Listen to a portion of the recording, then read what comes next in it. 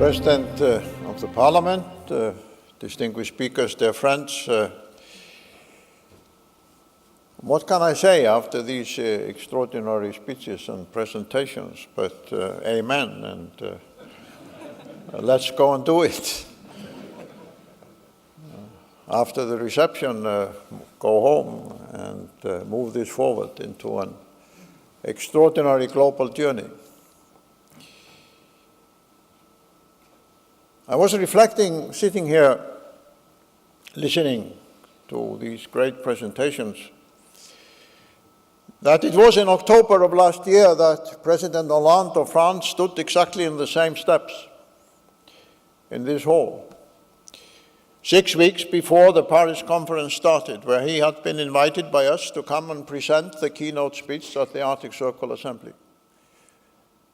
His major presentation, where he connected the future of the ice-covered world, the survival of the planet, and the urgent need for a comprehensive energy global transformation.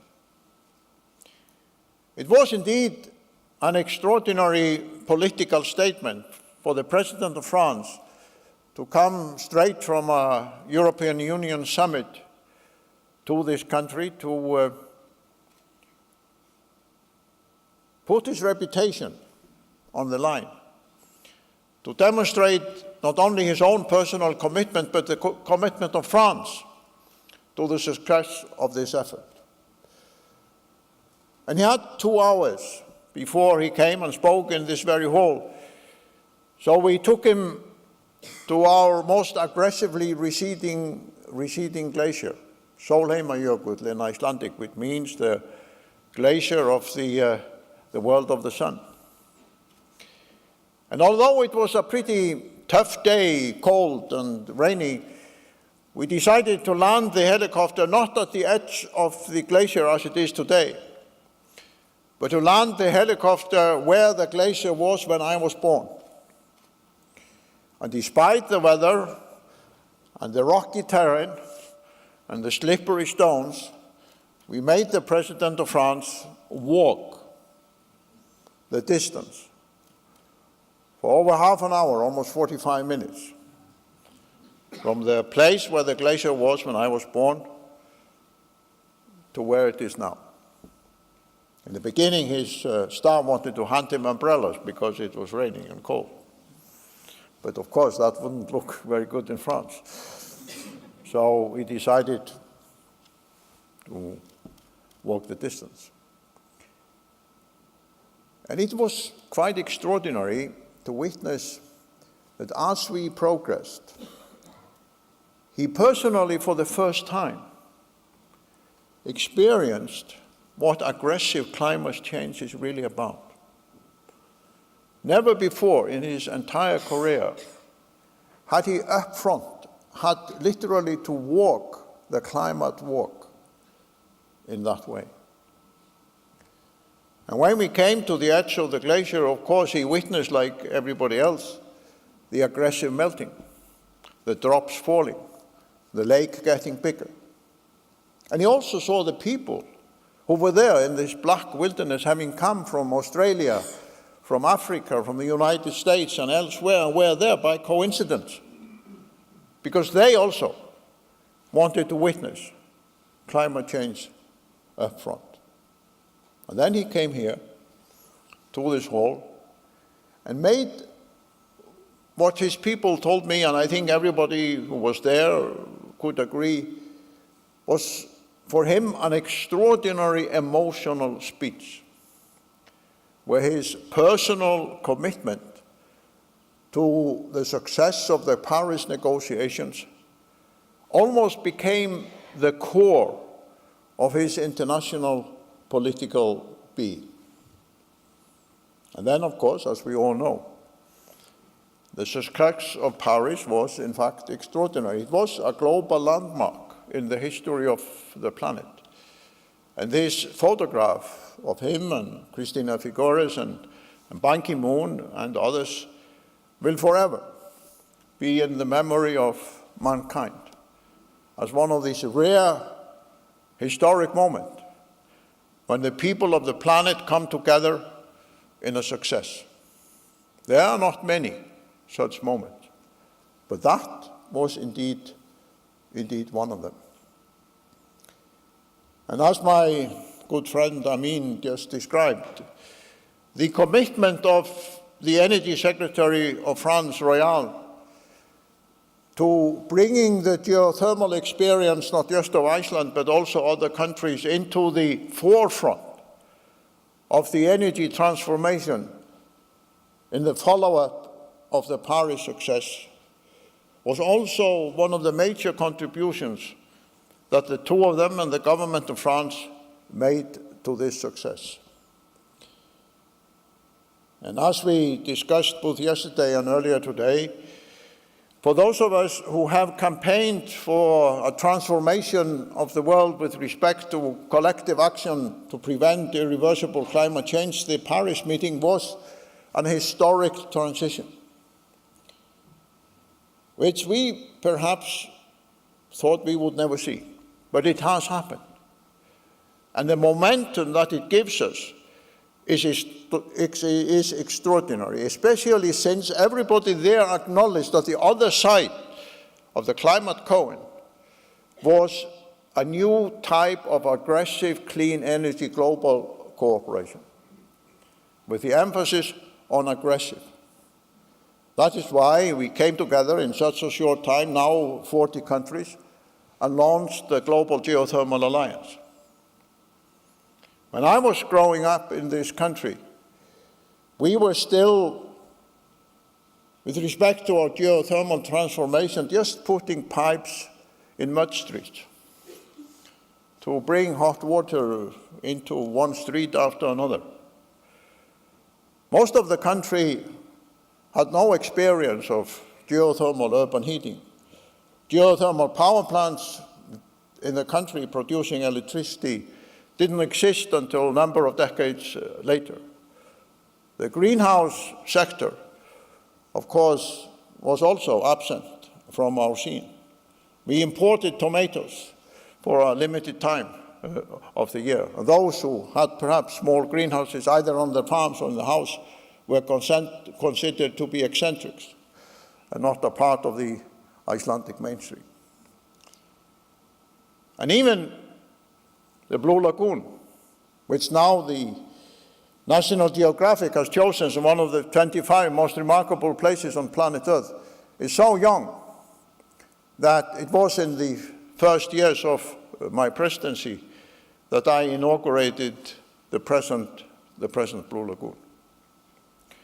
So when my good friend Professor Porter comes here and urges us in an extraordinary presentation to take the geothermal global in a way that all of us would have thought impossible just a few years ago, not to talk about the early times when pipes in the mud street was the only thing we were doing, is to some extent, my good friends, like Paris, an historical transformation with respect to the geothermal industry. What this conference has done in these 2 days is that in addition to Professor Porter's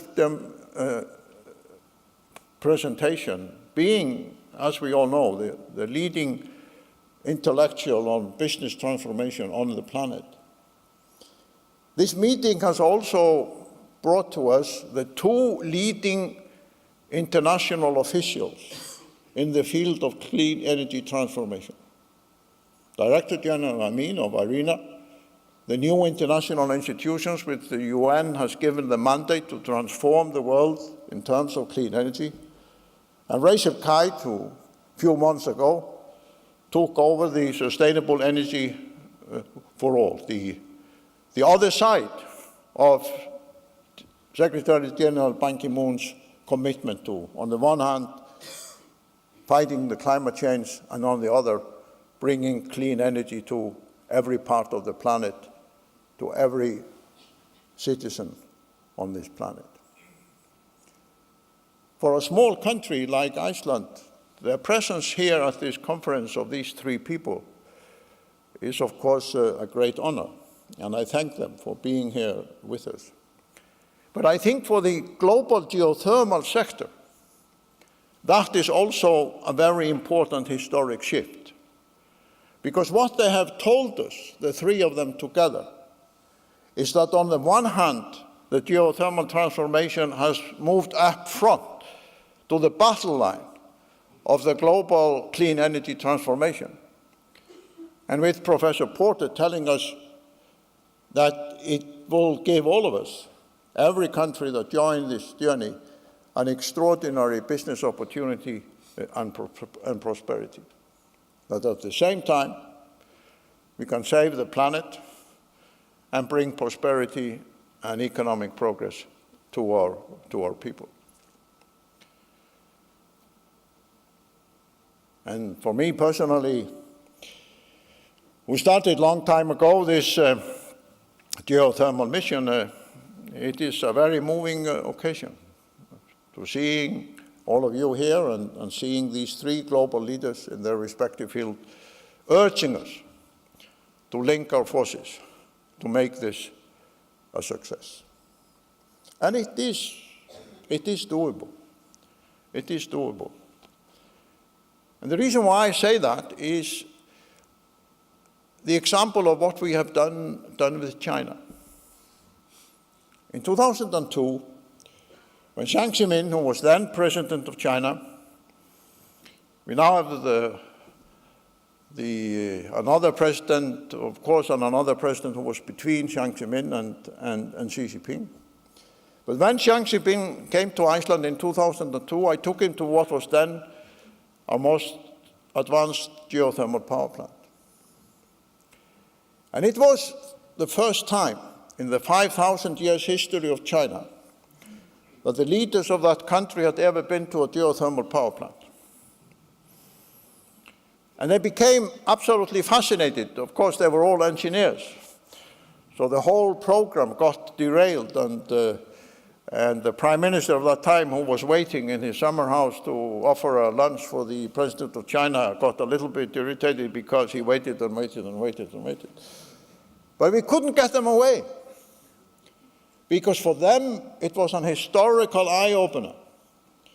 And when he came back to China, he called on the leader of Beijing and other cities and started the process, which of course with the involvement of many others has led to this extraordinary geothermal cooperation between Iceland and China.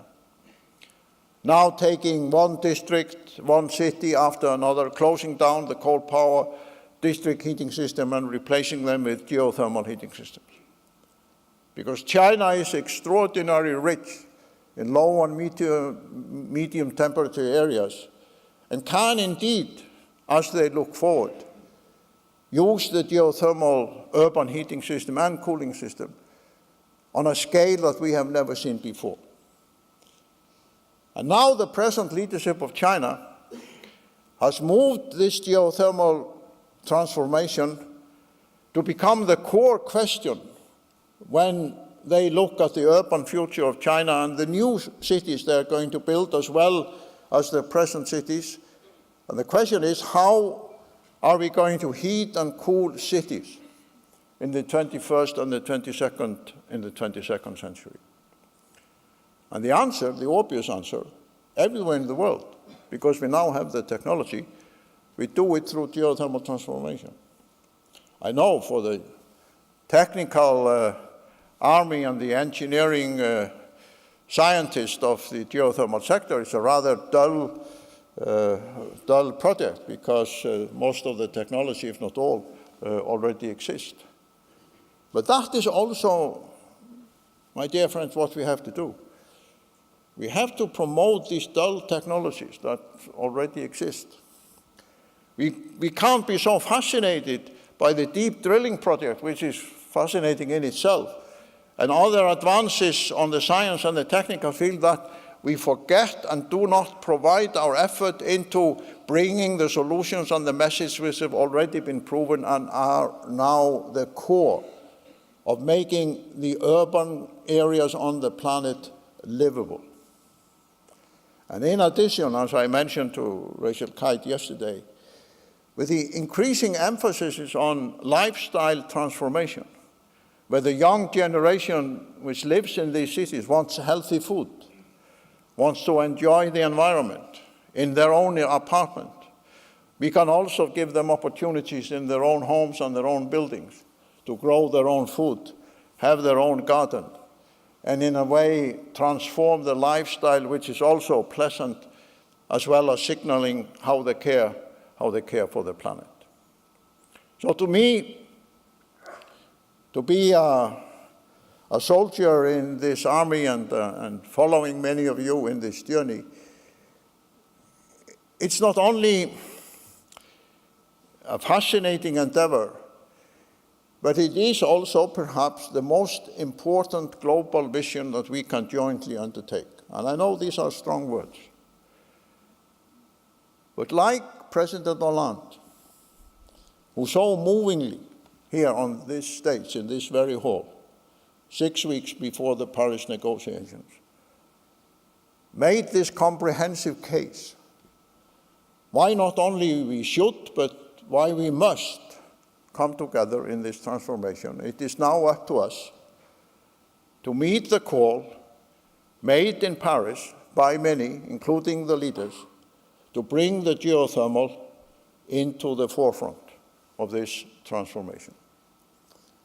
And I think one of the inspiring lessons of Iceland, when we look at where we were when I was young and where we are today, is that if we can do it in such a short time, and so successfully, both with respect to the technology and the business advantages, we should, of course, be able to do it everywhere in the world. And that is why I think Professor Porter's analysis here was so compelling, because he gave us the framework from his wisdom and his research and the cases that have proved to be so successful in many other areas and in many other countries, that we no longer have to ask ourselves the question, is this sound economics? Is this good business practice? Because we can refer, in answering that question, to these extraordinary cases that he has presented and studied at the Harvard Business School. So if Iceland somehow, in its small way, can contribute to the success of this journey,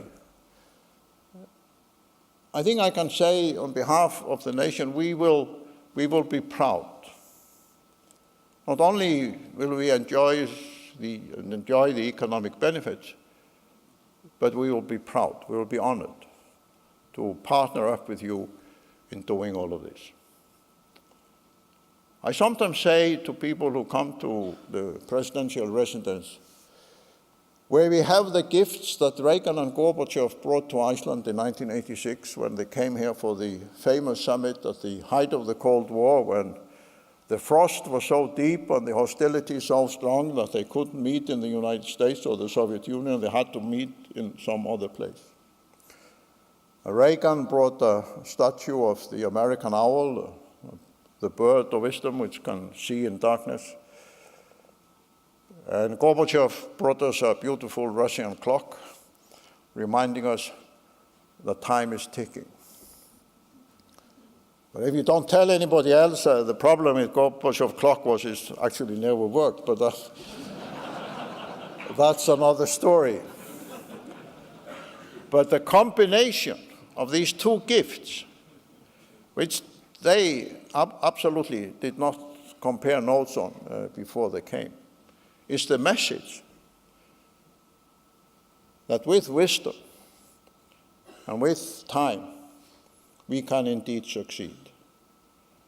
And when they met here in Iceland, nobody believed that within 10 years, the Cold War would be over, that all of Europe would be free, that democracy and market economies would spread over the continent, that Africa and Asia and Latin America was finally rid of the superpower hostilities and the Cold War confrontations, and could start discussing and moving forward on their own in Africa, Asia, and the Americas.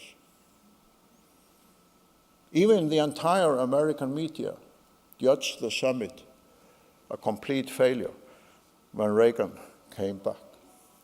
But everybody now agrees that that meeting was the beginning of this extraordinary global transformation that we have all witnessed with the end of the Cold War. So I tell my visitors, especially young people, if you doubt that we can change the world, go upstairs and look at the hour and the clock, and then reflect on what happened after that summit.